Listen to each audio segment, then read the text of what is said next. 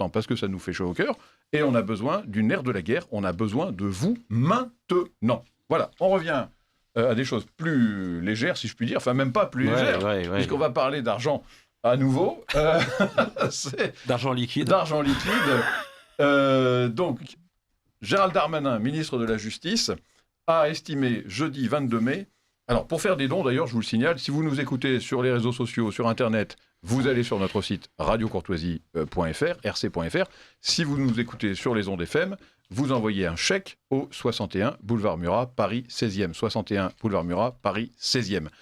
J'en reviens à Darmanin, qui a estimé donc le 22 mai que la suppression de l'argent liquide, cette mesure, je cite, assez simple, compliquerait la vie des trafiquants de drogue. Et auditionné par la commission d'enquête sénatoriale, tiens, encore une, sur la délinquance financière, il a rappelé qu'une grosse partie de la fraude, de la délinquance du quotidien et même des réseaux criminels, ce sont des fraudes d'argent liquide. Ça me semble assez évident. Mais je me suis dit, en fait, on peut aussi supprimer l'essence et les routes, parce que les trafiquants de drogue utilisent des voitures pour convoyer la drogue, et ils mettent de l'essence dans leur voiture. Et peut-être que ça compliquerait, c'est une mesure simple, qui pourrait compliquer la vie des trafiquants. Dans les années 1900, quand il y a eu les premières agressions en automobile, la suppression de l'automobile a été envisagée. Ah oui, pourquoi pas, c'est l'argent liquide. Alors, c'est le degré zéro de la réflexion. Hein. Monsieur Darmanin me déçoit. Parce qu'on sait très bien que les gros bonnets, ils ne payent pas en liquide.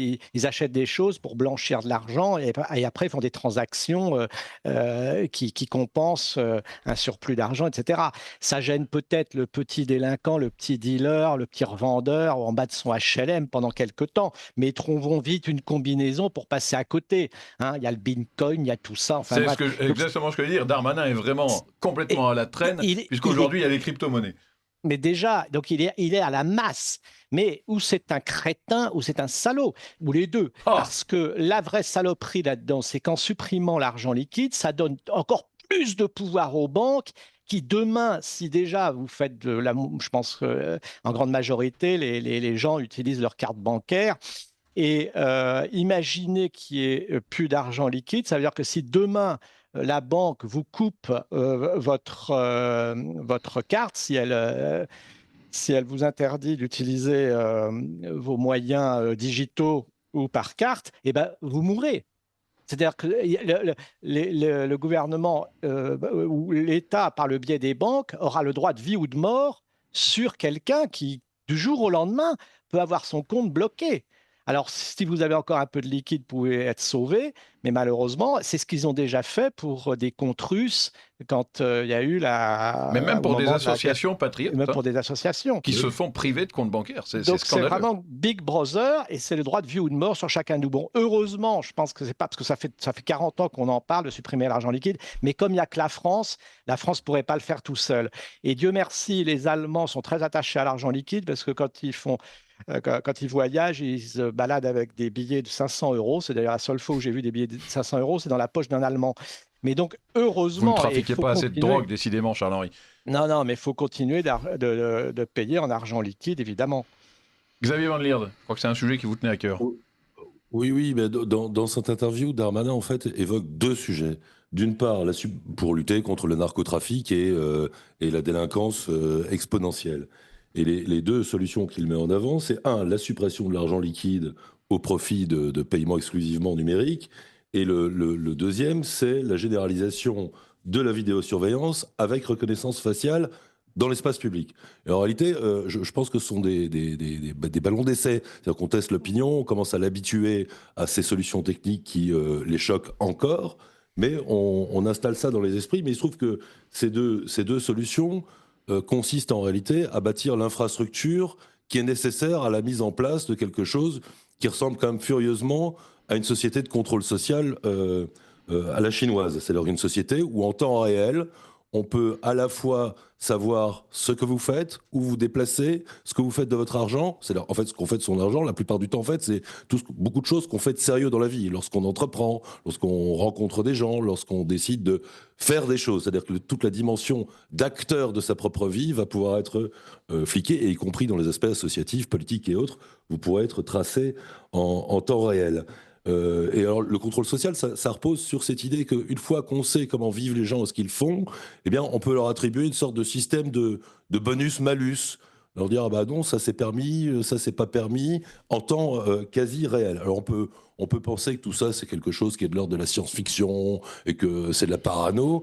Eh bien, à ceux qui pensent ça, je leur demande de réfléchir à ce qui se passe actuellement avec les zones à faible émission, les fameuses SZFE, donc qui consiste quand même à interdire des portions entières du territoire aux gens qui ont le mauvais goût de continuer à conduire des voitures qui seraient polluantes, et en réalité des voitures qui sont trop vétustes, et donc qu'on exclurait de certaines portions du territoire.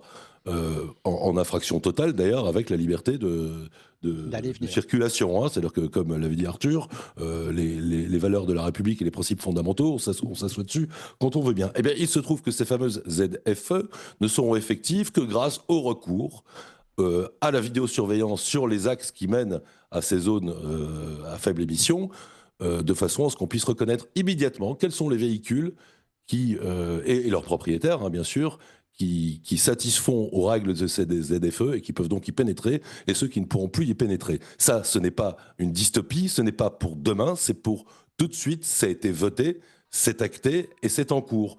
À partir du moment où l'infrastructure deviendra beaucoup plus globale et où on pourra à la fois savoir ce que vous conduisez comme voiture, mais aussi où vous déplacez même comme piéton, et où on aura accès à vos comptes bancaires, et bien évidemment, il n'y aura pas de fin aux possibilités de contrôler vos manières d'être et de vivre.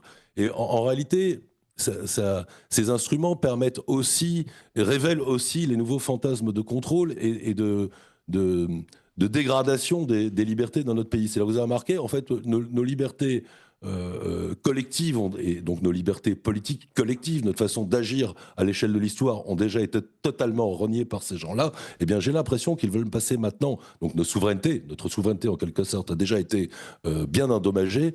J'ai l'impression maintenant qu'ils veulent passer à la phase 2, c'est-à-dire s'en prendre à notre souveraineté individuelle. Et c'est extrêmement grave. C'est pourquoi il faut évidemment dénoncer les propos de Gérald Darmanin, mais aussi agir. Et une des bonnes façons d'agir, c'est d'utiliser le plus possible le liquide, car les gens qui sont favorables à ce projet se pourlèchent les babines à chaque fois qu'ils voient le pourcentage baisser, le pourcentage de Français qui utilisent régulièrement de l'argent liquide. Voilà, la première chose à faire, ça coûte pas très cher. Eh bien, plutôt que d'utiliser sans cesse son téléphone ou sa carte de crédit, y compris pour des transactions ridicules dans leur montant, eh bien, c'est d'utiliser le plus possible de l'argent liquide. C'est pas très compliqué d'aller au distributeur.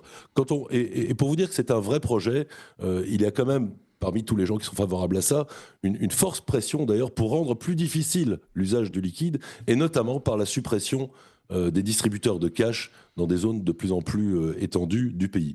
Donc il faut y résister en les utilisant toujours, tous les jours et le plus possible. Alors en une minute, parce que malheureusement il nous reste 2 sujets à traiter, j'aimerais quand même qu'on y parvienne. Non, je renonce à la parole. Bon. Arthur ? Je renonce à la parole. Magnifique, je les ai séchés. Je ne renonce pas à la parole, mais c'est pour les auditeurs de Radio Courtoisie. C'est au nom des auditeurs de Radio Courtoisie. Président, ce que je viens d'entendre me choque. Je viens de vous envoyer mon 2e chèque de 200 €. Eh bien écoutez, peut-être qu'il est en cours d'acheminement, mais pour l'instant, moi je vous lis ce que m'a écrit Hélène, qui ne raconte pas de bêtises. En 1982, pour la première fois, un président de la République, François Mitterrand, saluait les 5 millions de musulmans pour la fin du Ramadan. Ils ont dû faire des petits. Peut-être, oui. Peut-être, effectivement, sommes-nous plus proches des 10. Voilà. Comment a-t-on fait pour remigrer les pieds noirs Eh bien, ils étaient 1 million. Je propose que nous nous inspirions des Algériens